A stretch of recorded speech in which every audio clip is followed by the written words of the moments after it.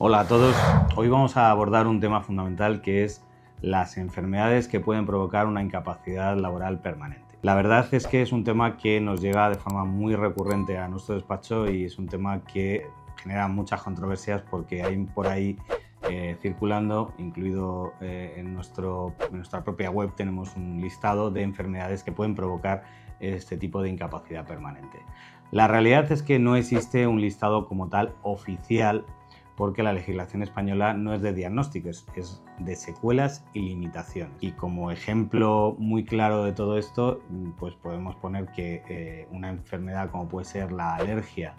a ciertos metales puede provocar una incapacidad permanente para un trabajador que trabaje con este tipo de metales, mientras que una enfermedad grave que sí que está listada en estos supuestos listados oficiales, como es la esclerosis múltiple, si está bien controlada, si está bien tratada y no produce unas secuelas y limitaciones importantes, no es acreedora de una incapacidad permanente.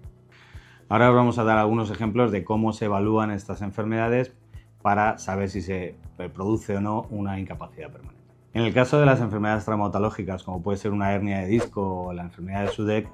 la evaluación se centra en la limitación funcional y en el dolor que provoca. En el caso de las enfermedades visuales, por ejemplo, lo que se aplica en el caso del desprendimiento de retina o una retinosis pigmentaria es las escalas de agudeza visual o de campo visual. En estos casos, si la agudeza o el campo visual son muy bajos, puede proporcionar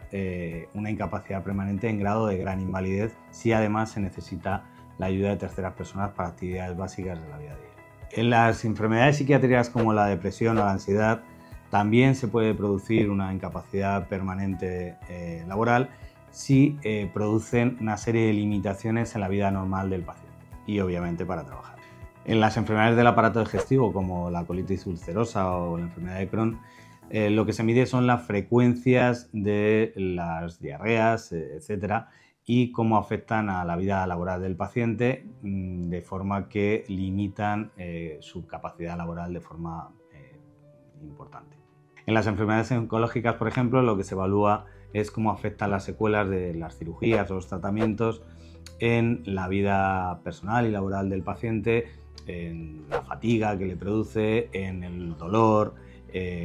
las limitaciones en general que le producen para su vida laboral y personal. En las enfermedades neurológicas, como por ejemplo puede ser la migraña crónica, lo que se evalúa son la intensidad de las cefaleas, de las migrañas y la frecuencia. En el caso de las enfermedades reumatológicas, como puede ser la fibromialgia, lo que se evalúa es las limitaciones funcionales y la intensidad del dolor. Hay escalas, hay una serie de escalas que lo que hacen es ver esas limitaciones y cómo es la intensidad del dolor. Resumiendo, lo más importante para evaluar si una patología puede producir o no una incapacidad laboral permanente es evaluar muy bien cuáles son las secuelas y sobre todo las limitaciones que en el ámbito laboral producen esas patologías. No es tan importante la gravedad de la enfermedad porque ya hemos dicho que la